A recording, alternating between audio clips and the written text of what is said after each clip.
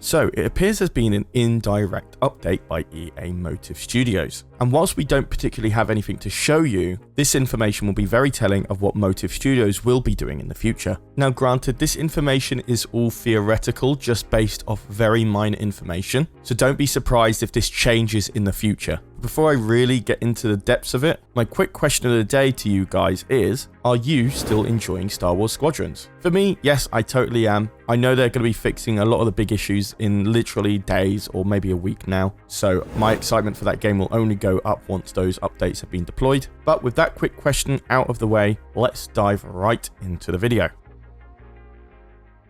So the general headline to this is that EA Motive is working on a new Star Wars action game, and the team is quote unquote starting immediately on this game, and this being a job listing displayed on EA's website. The job is based in Quebec, Canada, and whilst the job has been listed on the 29th of September, all this information does coincide with some statements that Motive Studio have made. This statement coming from Patrick Claus from Motive Studio, stating, "In addition to Star Wars Squadrons, we're also working on several unannounced projects. Innovation is tough, but it's also exciting and energizing. With our new mission, we're trying a lot of things and testing many ideas which you can't get attached to, as iteration and experimentation are healthy and key to finding something great. The team is super talented and we're all striving to make aspirational games that push the boundaries of what players expect now and into the future." So the latter half of this sentence is a lot more like business jargon, very generalized buzzwords, etc, etc. But the important things to take on this is when he said several unannounced projects and creating a lot of things and testing many ideas which you can't get attached to. So with this statement by Motive and the job listing found on EA's website, it's very safe to assume that they are working on possibly a next-gen title. And the idea of several games could be dismissed as just generally several ideas at the moment that will boil down to one game. So don't get attached to the idea that this team is working on multiple games at the same time. It's likely not the case, unless you count those games as just mere prototypes. All this information does also coincide with the fact that Electronic Arts did say that they had no plans to add more to Star Wars Squadrons, and the creative director Ian Fraser reiterated that EA considers it a self-contained game, means it is finished and complete, albeit to some bug fixes like the rank bug issue, etc. And yes, you did get an update to Star Wars Squadrons, which was the Mandalorian Season 2 goodies. We covered that in a previous episode last week, but that doesn't really count because many other Star Wars games got that update. The Sims 4 Star Wars expansion pack got that update, and the mobile game Star Wars Galaxy of Heroes, they too also got a Mandalorian drop too. So I don't know if you can count that as an official update or content update to the game. And I know it sucks because Star Wars Squadrons is the type of game made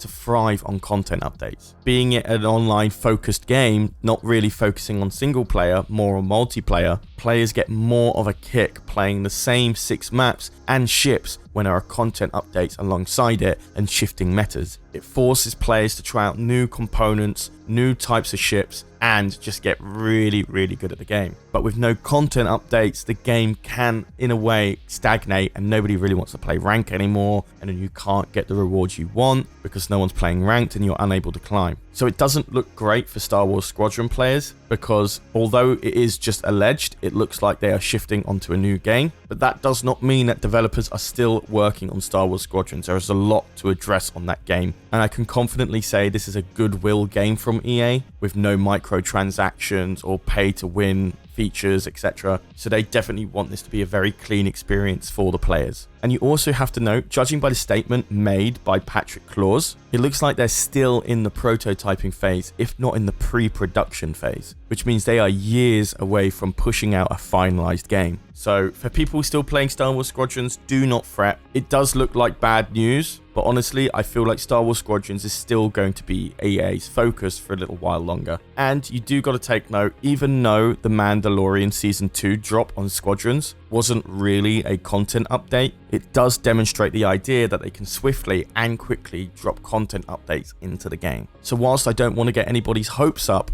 anything is possible for Star Wars Squadrons. And we also made a video covering the future of Star Wars Squadrons and what that game could have in the future without having to really add anything more to the game. there is still plenty more that the game developers can do without actually having to go through adding new content. Might seem hard to wrap your head around, but honestly watch the video and it will definitely make a lot more sense to you. So I'll put that video in the top right corner for you to click on, or in the pinned comment down below. Also, if you want to look at the bigger picture to all of this is actually a massive win. EA Motive was actually founded in 2015 with high-profile Ubisoft producer Jade Raymond at the wheel. And you also had Portal designer Kim Swift join up a couple of years later as a design director. But everything definitely felt like it was going downhill and derailed everything, with Visceral Games being closed down and the awful backlash of the Star Wars Battlefront 2 loot box system. It made people like Raymond leave the studio in 2018 and then Swift a year later. So it looks like these type of games like Star Wars Squadrons is a sign that EA is definitely reforming and wanting to put out really good Star Wars games. Like before Jedi Fallen Order, the only big AAA games that we had from EA was like the Battlefront series, and they were bad examples at the time. And now look, we've got Jedi Fallen Order, we've got Star Wars Squadrons, and this upcoming action game. And I genuinely feel that EA is really trying to shift that focus of them being just in it for the money. And if Jedi Fallen Order and Star Wars Squadrons is anything to go by, I gotta say, this is the first time where I'm actually pretty excited and positive for what they're going to be working on. I don't feel skeptical anymore.